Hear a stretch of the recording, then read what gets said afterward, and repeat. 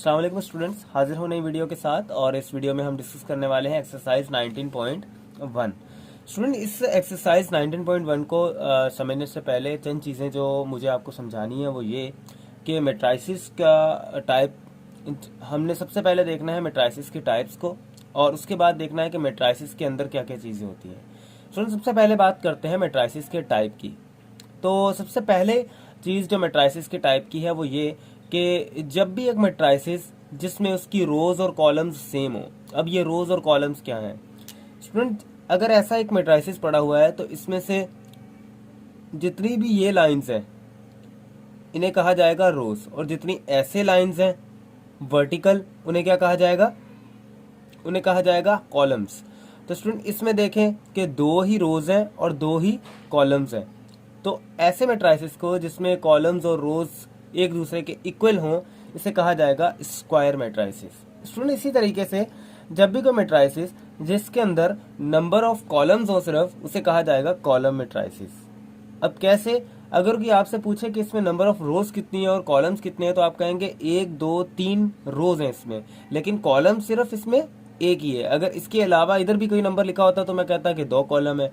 तो उसमें ऐसे मैट्रिसेस को जिसमें कॉलम हो उसे कहा जाएगा कॉलम मैट्रिसेस या कॉलम मैट्रिक्स।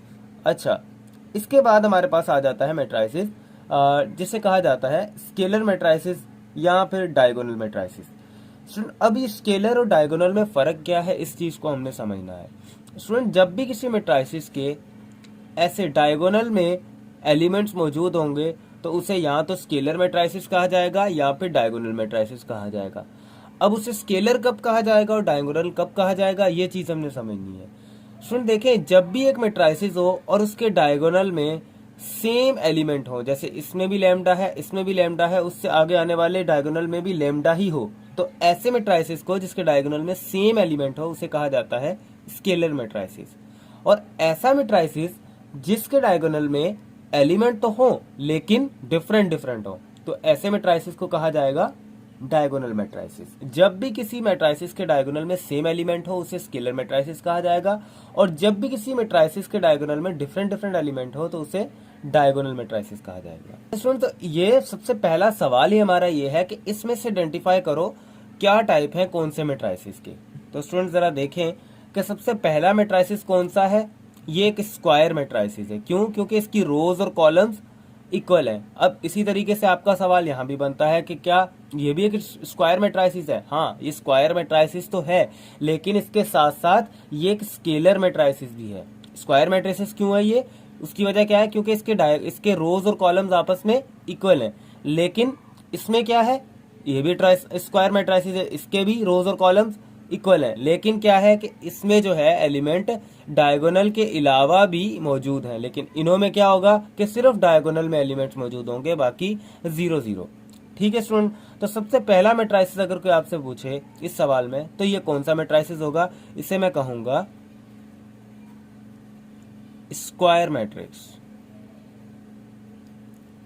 ठीक है स्टूडेंट, अब आ जाते हैं हम दूसरे नंबर प्रॉब्लम पर और इसको देखते हैं। स्टूडेंट, मैंने आपको बताया कि जब भी किसी मैट्रिसेस में सिर्फ कॉलम हो, एक कॉलम हो, तो मैं क्या कहूंगा कि वो कौन सा मैट्रिसेस है? Column matrices.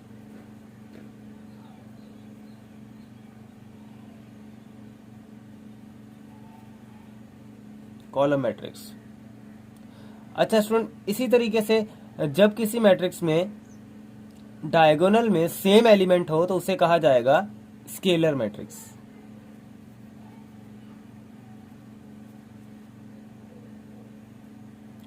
और इसी तरीके से जब किसी मैट्रिक्स के डायगोनल में डिफरेंट एलिमेंट हो तो उसे कहा जाएगा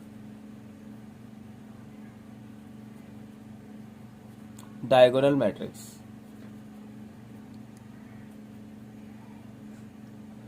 ठीक है स्टूडेंट, तो ये था इसका पहला सवाल कि इसने टाइप्स का पूछा हुआ था कि तो ये था इसका पहला सवाल जिसमें इसने पूछा हुआ था कि मुझे बताओ कौन सी टाइप्स की ये कौन से मैट्रिसेस हैं।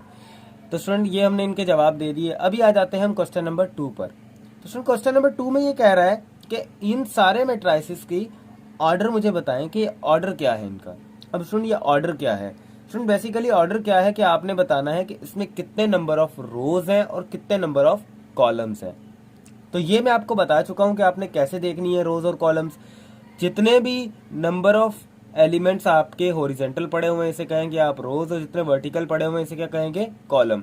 तो स्टूडेंट इसमें कितने रोज हैं, 1 2 3, और कॉलम्स कितनी है, 1 2 3। तो स्टूडेंट इसमें रोज और कॉलम्स कितनी हो गई, 3, और कॉलम्स कितनी हो गई, 3। अच्छा स्टूडेंट इसमें एक और चीज जो हमें जहन में बिठानी है वो ये कि जब भी एक मैट्राइसिस की आप नंबर ऑफ रोज और कॉलम्स बता रहे होगे तो आप उसे शो करोगे m और n से। अब ये m जो है ये नंबर ऑफ रोज को शो करेगा, और n जो है ये नंबर ऑफ कॉलम्स को शो करेगा। और स्टूडेंट इस चीज को भी याद रखना कि हमेशा मैट्राइसिस को बताते हुए हम नंबर ऑफ रोज को पहले बताते हैं। मतलब अगर कोई आपसे पूछ रहा है कि 3x3 का मैट्राइसिस है तो इसमें ये क्या बता रहा है कि 3 रोज है और 3 कॉलम्स है। तो स्टूडेंट अब इसमें अगर आप बताना चाहें तो आप क्या कहेंगे कि 3 इसमें रोज हैं और 3 इसमें कॉलम्स हैं। इसी तरीके से अगर कोई इसमें पूछे कि कितनी रोज हैं तो रोज कितनी है, 1 2 और 3, कॉलम्स कितनी है, 1 और 2। तो स्टूडेंट सबसे पहली क्या चीज लिखी जाती है, रोज। तो मैं कहता हूं इसमें 3 रोज हैं और इसमें कॉलम्स कितनी है, 2। तो इसका ऑर्डर क्या है, 3/2। अच्छा जी, अब ये 3/2 मैंने क्यों कहा, सुन अब मैट्राइसिस को जो है वो ऐसे लिखा जाता है m/n। m/n मतलब के 3/2 या 3/3 का मैट्राइसिस है, इसे ही कहा जाता है ऑर्डर ऑफ मैट्राइसिस। तो इसको मैं कैसे लिखूंगा, 3/3 का मैट्राइसिस, और इसे मैं कैसे लिखूंगा, 3/2 का मैट्राइसिस। और इसी तरीके से अगर कोई इसमें पूछे कि कितनी रोज और कितनी कॉलम्स हैं या क्या ऑर्डर है तो क्या बोलोगे, 1 2 3 इसमें कॉलम्स हैं और इसमें 2 रोज हैं। रोज को पहले लिखा जाता है तो क्या करूंगा, 2/3 का मैट्राइसिस। ठीक है स्टूडेंट, इसी तरीके से इसमें अगर कोई पूछे तो 1 2 3 रोज है इसमें और कॉलम कितनी है, एक ही कॉलम है, तो मैं क्या कहूंगा, 3/2 का मैट्राइसिस, सॉरी 3/1 का मैट्राइसिस। अच्छा इसी तरीके से क्वेश्चन नंबर जो 5 है इसमें ये कह रहा है कि इसमें बताओ, तो स्टूडेंट इसमें सिर्फ 0 लिखा हुआ है तो इसमें एक ही रो है और एक ही कॉलम है, तो मैं क्या कहूंगा, 1/1 का मैट्राइसिस। तो स्टूडेंट अब इसमें अगर आप ऐसा भी लिखना चाहें कि इसमें m कितने हैं, रोज कितनी है, तो 2 रोज है और कॉलम्स कितनी है, 3। और इसी तरीके से इसमें रोज कितनी है, 3, और कॉलम्स कितनी है, 1। और इसमें रोज भी 1 और कॉलम भी 1। अच्छा तो स्टूडेंट अभी हम आ जाते हैं इसके क्वेश्चन नंबर 3 पर। क्वेश्चन नंबर 3 को जरा देखते हैं कि क्वेश्चन नंबर 3 क्या कहता है। स्टूडेंट क्वेश्चन नंबर 3 में कह रहा है कि check whether the following matrices is skew. Student question number 3 में कह रहा है कि check whether the following matrices is symmetric और स्क्यू सिमेट्रिक। कह रहा है कि इसमें से बताओ कि मैट्राइसिस मैट्रिक्स जो है वो सिमेट्रिक है या स्क्यू सिमेट्रिक है। तो स्टूडेंट इस चीज को हम कैसे देखेंगे, इस चीज को समझने के लिए सबसे पहली चीज जो है वो समझनी है आपने ट्रांसपोज। स्टूडेंट जब भी किसी मैट्राइसिस का मैं ट्रांसपोज लूं और वो सेम ही मैट्राइसिस आ जाए तो ऐसे मैट्राइसिस को कहा जाएगा सिमेट्रिक मैट्राइसिस। और जब भी किसी मैट्राइसिस का मैं ट्रांसपोज लूं और उसका जो मैट्राइसिस है वो मेरे पास अपोजिट साइंस में आ जाए, अपोजिट साइंस में मतलब कि अगर जो जो उसमें टर्म्स पॉजिटिव थे वो नेगेटिव हो जाएं और जो नेगेटिव थे वो पॉजिटिव हो जाएं, तो ऐसे मैट्राइसिस को क्या कहा जाएगा, स्क्यू सिमेट्रिक मैट्राइसिस। अब ये चीज आपको कैसे समझ आएगी, मैं आपको ये पहला प्रॉब्लम करके दिखाता हूं कि कैसे। स्टूडेंट ट्रांसपोज क्या है, बेसिकली ट्रांसपोज एक मेथड है किसी भी मैट्राइसिस का रोज को कॉलम में चेंज करने का।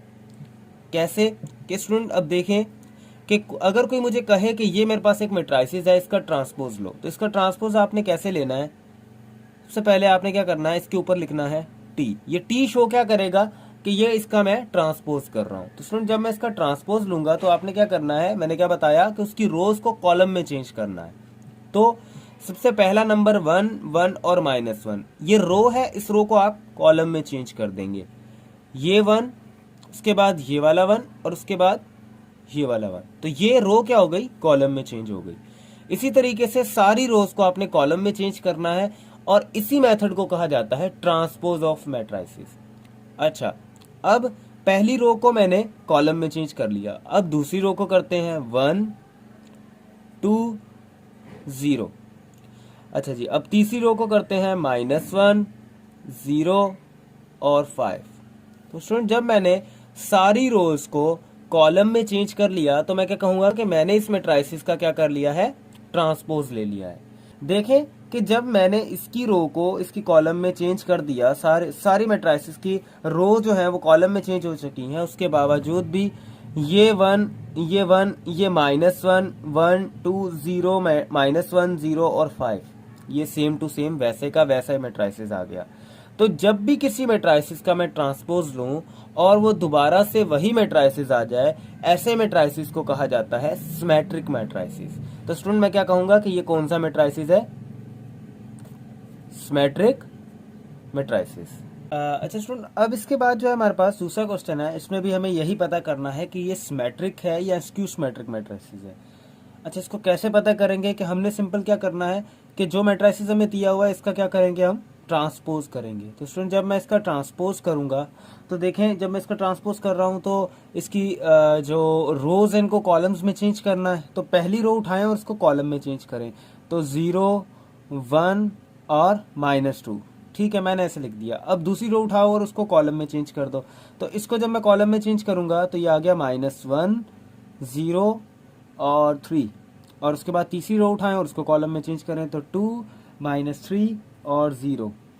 अच्छा स्टूडेंट, ये हो चुका है मेरा ये मैट्रिसेस का ट्रांसपोज। लेकिन स्टूडेंट ट्रांसपोज करने के बाद आप देखें कि जो नंबर्स प्लस में थे वो माइनस में आ गए, जो माइनस में थे वो प्लस में आ गए। अच्छा, अगर मैं इसमें से माइनस कॉमन ले लूं पूरे मैट्रिसेस में से, तो ये मैट्रिसेस मेरे पास फिर से वही मैट्रिसेस बन जाएगा जो हमारे सवाल में दिया हुआ था। ऐसे ही है ना। तो ऐसा मैट्रिसेस जिसका मैं ट्रांसपोज करूं और वो अपनी साइंस को चेंज कर दे, ऐसे मैट्रिसेस को क्या कहा जाएगा, स्क्यू सिमेट्रिक मैट्रिसेस। और ऐसा मैट्रिसेस जो अपनी साइंस को चेंज न करे, जो ट्रांसपोज करने के बाद भी वही वैल्यू दे, उसे कहा जाता है सिमेट्रिक मैट्रिसेस। अच्छा स्टूडेंट, इसको मैं ऐसे भी तो समझ सकता हूं कि अगर मैं एक मैट्रिसेस लूं ए और इसका मैं ट्रांसपोज करूं तो वो दोबारा से मुझे ए ही आ जाए, दोबारा से ए मैट्रिसेस ही बना दे, तो उसे कहा जाएगा सिमेट्रिक मैट्रिसेस। और ऐसा मैट्रिसेस जिसका मैं ट्रांसपोज करूं और वो मुझे -a दे, मतलब माइनस और साथ में ए वाला मैट्रिसेस, तो ऐसे मैट्रिसेस को क्या कहा जाएगा, स्क्यू सिमेट्रिक मैट्रिसेस। तो इससे मैं क्या कह सकता हूं, स्क्यू सिमेट्रिक मैट्रिक्स। ठीक है स्टूडेंट, उम्मीद करता हूं कि आपको ये बात समझ आ रही होगी। अभी हम आ जाते हैं इसके पार्ट नंबर 3 पर। पार्ट नंबर 3 में भी हमें यही करना है, कह रहा है कि इस मैट्रिसेस का बताओ कि ये सिमेट्रिक है या स्क्यू सिमेट्रिक है।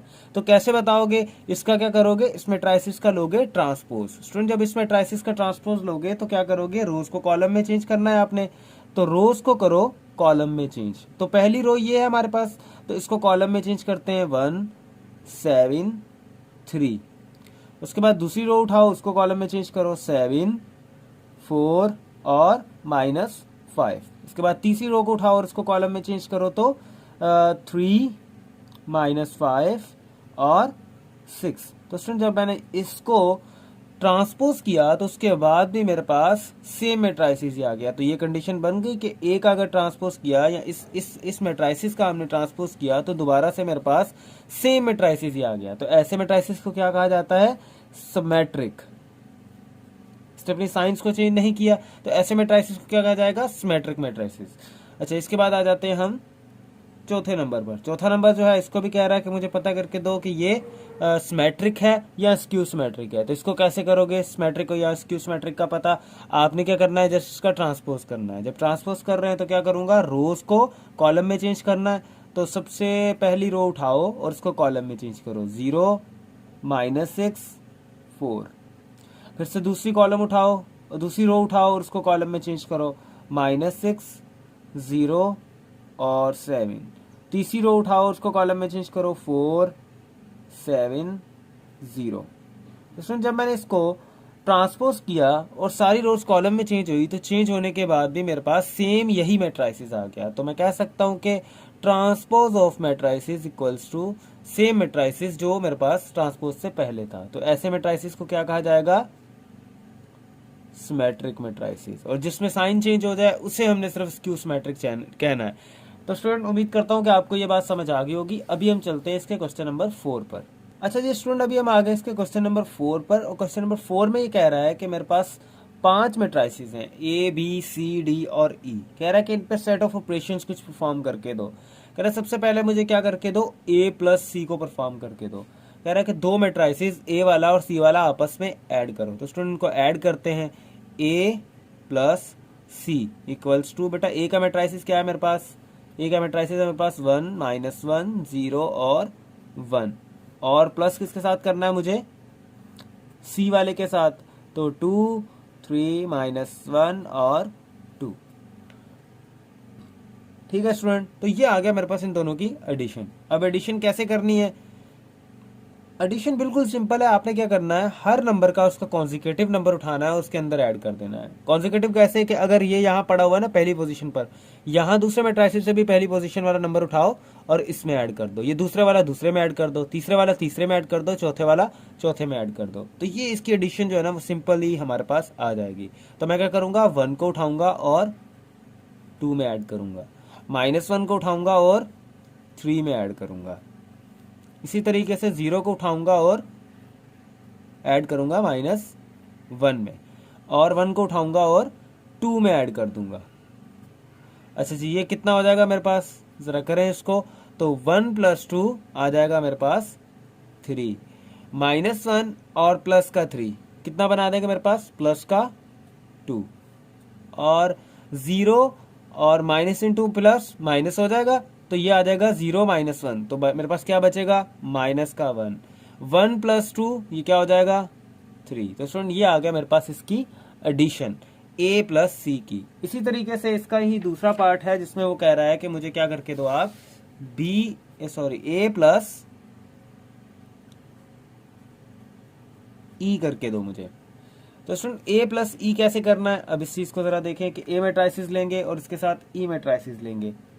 अच्छा जी, अब ए मैट्रिसेस क्या है मेरे पास, ए मैट्रिसेस मेरे पास है 1 -1 0 और 1, लेकिन ई मैट्रिसेस मेरे पास क्या है 3/3। 3/3 मतलब कि 3 रोज और 3 कॉलम्स। अच्छा स्टूडेंट, अब यहाँ पर एक चीज आपने गौर करनी है, वो ये कि जब भी हम किसी दो मैट्रिसेस को ऐड कर रहे होंगे ना, तो उनकी रोज और कॉलम्स आपस में सेम होनी चाहिए, तभी वो ऐड हो सकते हैं। जैसे इसमें है ना 2 रोज हैं और 2 ही कॉलम्स हैं, इसमें 3 रोज हैं और 3 कॉलम्स हैं, ये आपस में ऐड नहीं हो सकते। इसी तरीके से अगर मेरे पास ऐसा भी होता कि इसमें 2 रोज होती और इसमें भी 2 रोज होती, इसमें कॉलम 3 हो जाती और इसमें 2 रोज हो जाती, तो भी आपस में ऐड नहीं हो सकते थे। स्टूडेंट ये तभी ऐड होंगे जब इनकी आपस में रोज और कॉलम्स सेम होंगी। जैसे इसमें था ना कि इसकी रोज भी 2 थी और कॉलम्स भी 2 थी, इसकी भी 2 रोज थी और 2 कॉलम्स थी, तो ये दोनों आपस में ऐड हो गए। इसी तरीके से अगर मेरे पास कोई ऐसा मैट्रिसेस आ जाता है जिसमें सिर्फ ये 2 ही नंबर हैं और दूसरे में भी ये 2 नंबर हैं, वो दोनों आपस में ऐड हो जाएंगे। लेकिन अगर ऐसा आ जाता है कि ये 4 नंबर्स वाला मैट्रिसेस है 2/2 का और ये 3/3 का है, तो ये ऐड नहीं हो सकते। तो ऐसे मैट्रिसेस को मैं क्या लिखूंगा कि a प्लस ई जो है वो नॉट पॉसिबल। ठीक है स्टूडेंट, तो a प्लस ई यहां पर नहीं हो सकता क्योंकि ये 2/2 मैट्रिसेस है और ये 3/3 मैट्रिसेस है। अच्छा जी, अब आ जाते हैं इसके पार्ट नंबर 3 पर। पार्ट नंबर 3 क्या कह रहा है, पार्ट नंबर 3 कह रहा है b माइनस डी करके दो मुझे।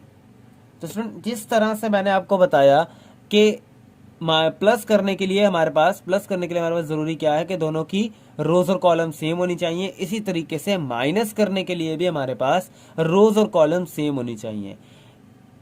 अब देखें कि बी में जो है वो 2 -1 1 और 0 2/2 मैट्रिसेस है, और माइनस किससे करना है, डी से, और डी में मैट्रिसेस, डी में हमारे पास कितने नंबर हैं, 3/3 वाला मैट्रिसेस है, तो बेटा ये इसमें से माइनस नहीं हो सकता। तो मैं क्या करूंगा, इसको क्या लिखूंगा कि ये नॉट पॉसिबल।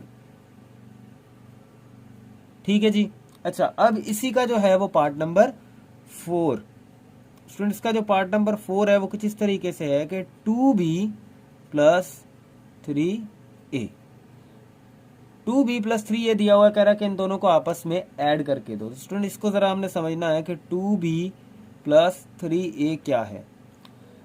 स्टूडेंट कह रहा है कि 2 को मल्टीप्लाई करो बी मैट्रिसेस के साथ और उसमें ऐड करो 3 से मल्टीप्लाई करो ए मैट्रिसेस को। फिर कैसे कि पहले 2 को मल्टीप्लाई कर लो बी मैट्रिसेस के साथ और 3 को मल्टीप्लाई कर लो ए मैट्रिसेस के साथ और बाद में इन दोनों को आपस में ऐड कर दो। तो ये आ जाएगा हमारे पास सिंपल सी इसकी एडिशन। सबसे पहले तो हम ये देखते हैं कि क्या ये आपस में ऐड भी हो सकते हैं कि नहीं। देखें ए मैट्रिसेस में मेरे पास 2/2 है और बी मैट्रिसेस भी 2/2 है, तो ये दोनों आपस में ऐड तो हो सकते हैं, इतना तो हमें हो गया पक्का।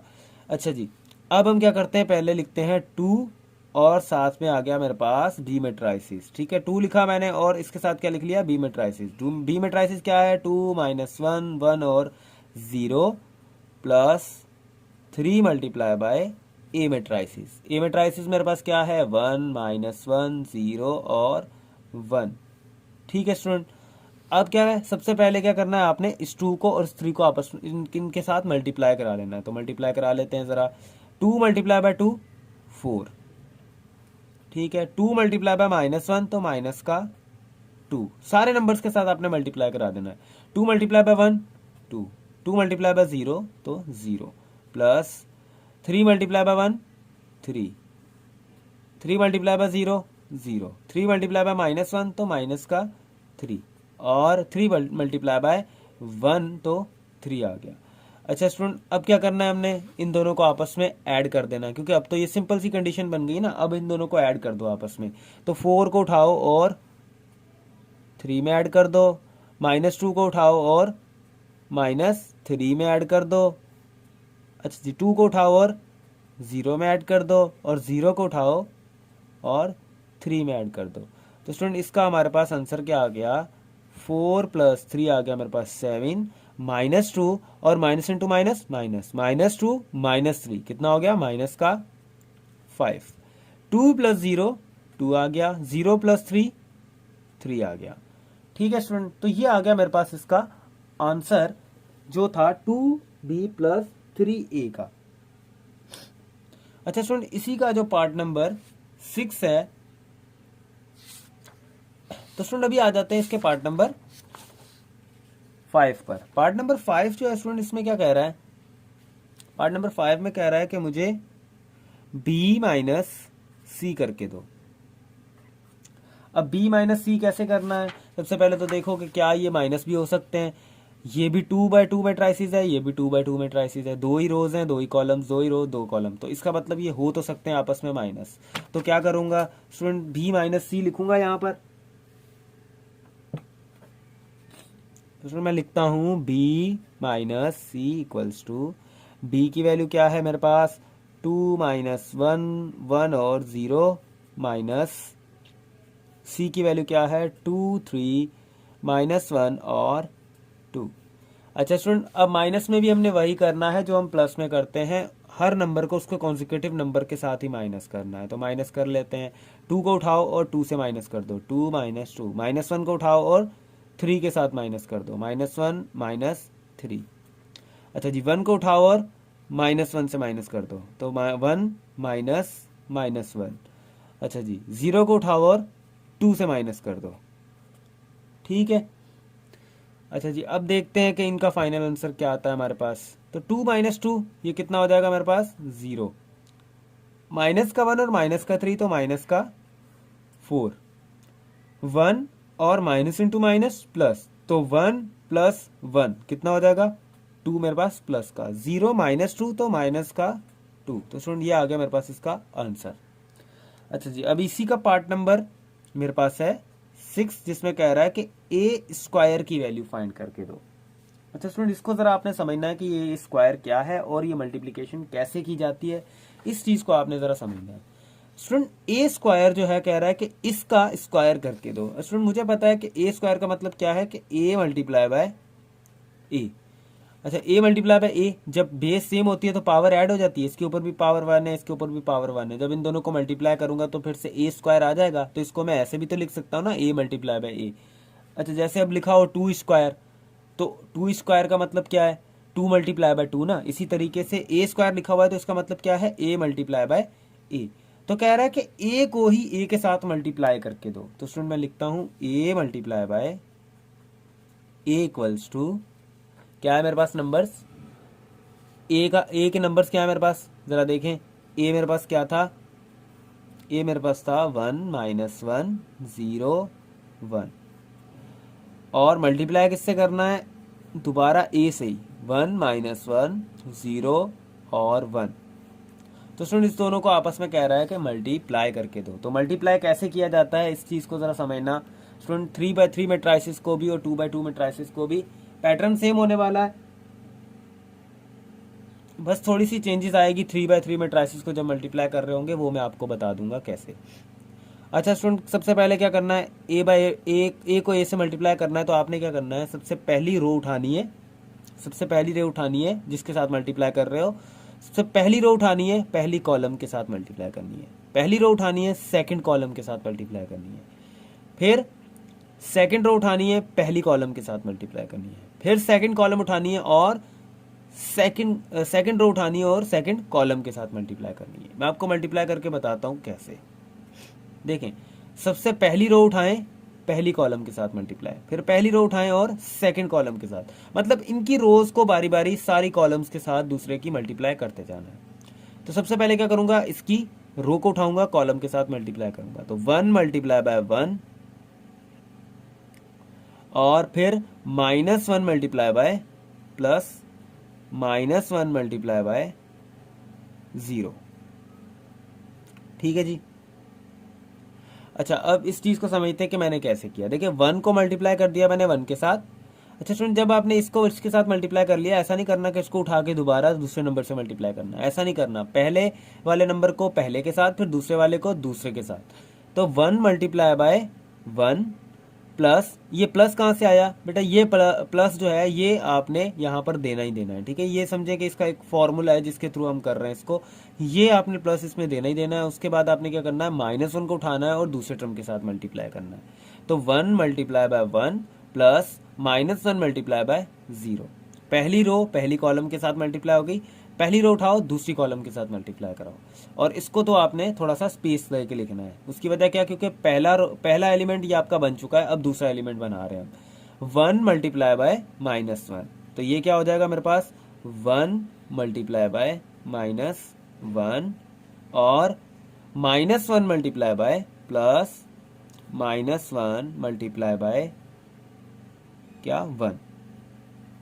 ठीक है। अच्छा जी, ये पहली रो उठी फर्स्ट कॉलम के साथ, पहली रो उठी सेकंड कॉलम के साथ। अब सेकंड रो उठाओ फर्स्ट कॉलम के साथ, सेकंड रो उठाओ थर्ड कॉलम के साथ।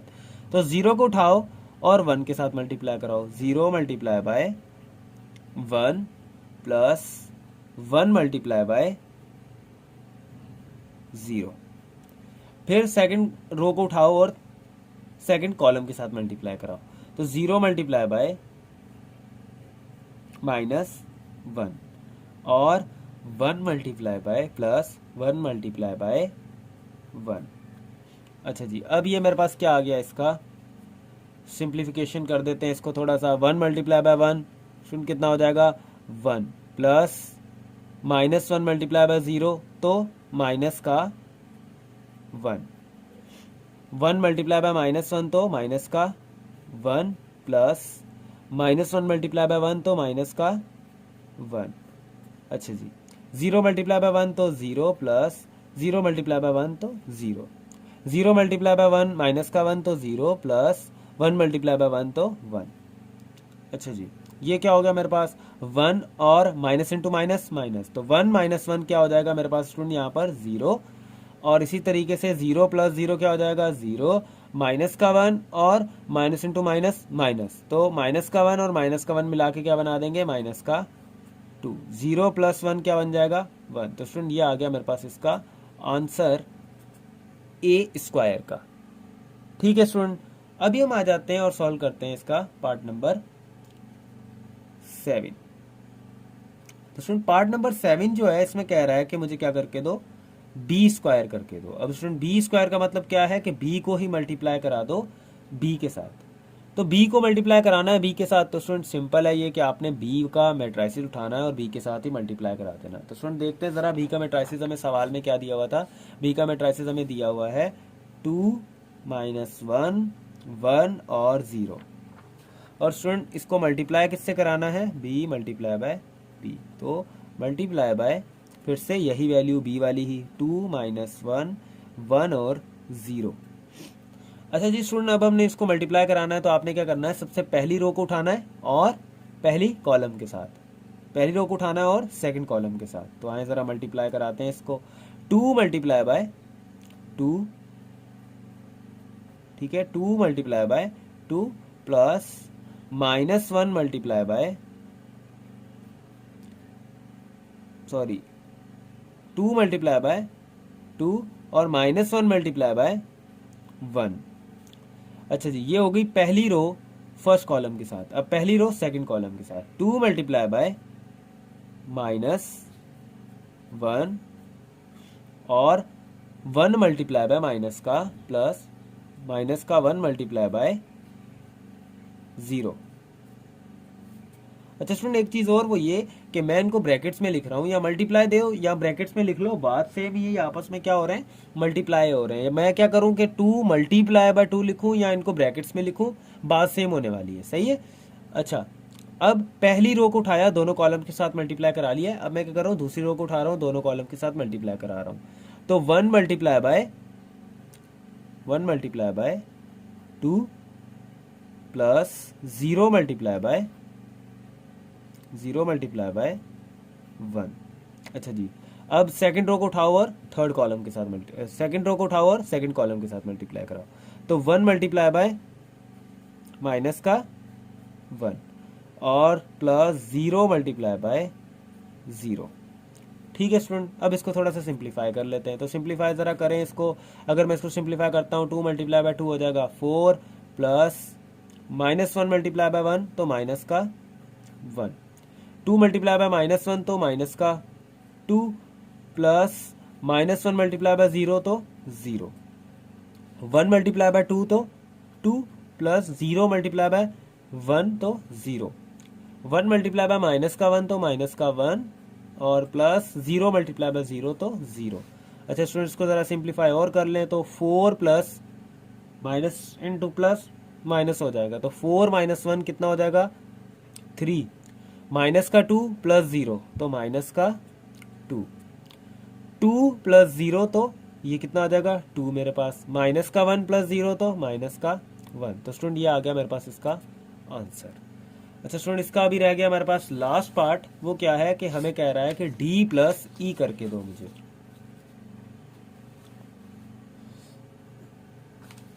स्टूडेंट, इसका पार्ट नंबर है 8। इसमें कह रहा है कि d प्लस ई मुझे परफॉर्म करके दो। स्टूडेंट, अब d प्लस ई क्या है, इस चीज़ को ज़रा देखें कि हमें सवाल में d और e दोनों चीज़ें दी हुई हैं, बोल रहा है कि इन दोनों को आपस में ऐड करो। तो d प्लस ई मुझे करना है। स्टूडेंट, सबसे पहली चीज़ तो ये देखो कि ये दोनों 3/3 मैट्राइसिस हैं। ये दोनों आपस में ऐड हो सकते हैं कि नहीं हो सकते। देखिए, ये भी 3/3 मैट्राइसिस है, ये भी 3/3 मैट्राइसिस है। तो ये तो पता चल गया कि ये दोनों आपस में ऐड हो सकते हैं, क्योंकि इसकी भी 3 रोज हैं और इसकी भी 3 ही कॉलम्स हैं, और इसकी भी 3 रोज हैं और 3 ही कॉलम्स हैं। तो ये दोनों आपस में ऐड हो सकते हैं। तो मैं क्या करता हूँ, इनको लिख लेता हूँ d प्लस ई। तो d मैट्राइसिस मेरे पास क्या है, 1 1 1 2 2 2 3 3 और 3 प्लस ई मैट्राइसिस क्या है मेरे पास, 1 -1 2 2 0 1 -1 2 और 0। स्टूडेंट कह रहा है कि इन दोनों को आपस में ऐड करो। तो आपने कुछ भी नहीं करना, सिंपल वही सेम कॉन्जिक्यूटिव नंबर को उसके साथ ऐड कर दो। तो ज़रा ऐड करते हैं। 1 को उठाओ, 1 के साथ ऐड करो, 1 प्लस 1। 2 को उठाओ और 2 के साथ ऐड करो, 2 प्लस 2। 3 को उठाओ और थर्ड नंबर के साथ ऐड करो, 3 प्लस माइनस का 1। अच्छा जी, 1 को उठाओ और -1 के साथ ऐड कर दो, प्लस माइनस का 1। 2 को उठाओ और ऐड कर दो 0 के साथ। 3 को उठाओ और ऐड कर दो 2 के साथ। 1 को उठाओ और 2 के साथ ऐड कर दो, 2 को उठाओ और 1 के साथ ऐड करो, 3 को उठाएं और 0 के साथ ऐड कर दें। तो स्टूडेंट, d प्लस ई जो है ये हमारा पास आ जाएगा अभी इसको सिंप्लीफाई करके। तो 1 प्लस 1 कितना हो जाएगा, 2। 2 प्लस 2 कितना हो जाएगा, 4। 3 प्लस माइनस का 1 तो 3 -1, माइनस इंटू माइनस माइनस हो जाएगा ये, तो 3 -1 हो जाएगा, तो ये कितना हो जाएगा 2। अच्छा जी, 1 और माइनस इंटू माइनस माइनस, तो 1 - 1 0। 2 प्लस 0 तो 2, 3 प्लस 2 तो 5 1 प्लस 2 तो 3, 2 प्लस 1 3, 3 प्लस 0 3। तो स्टूडेंट ये आ गया मेरे पास इसका आंसर डी प्लस ई वाली वैल्यू। यहां पर होता है हमारा क्वेश्चन नंबर 4 कंप्लीट। अभी मिलते हैं अपनी नेक्स्ट वीडियो में जिसमें हम सॉल्व कर रहे होंगे क्वेश्चन नंबर 5 to 8 तक।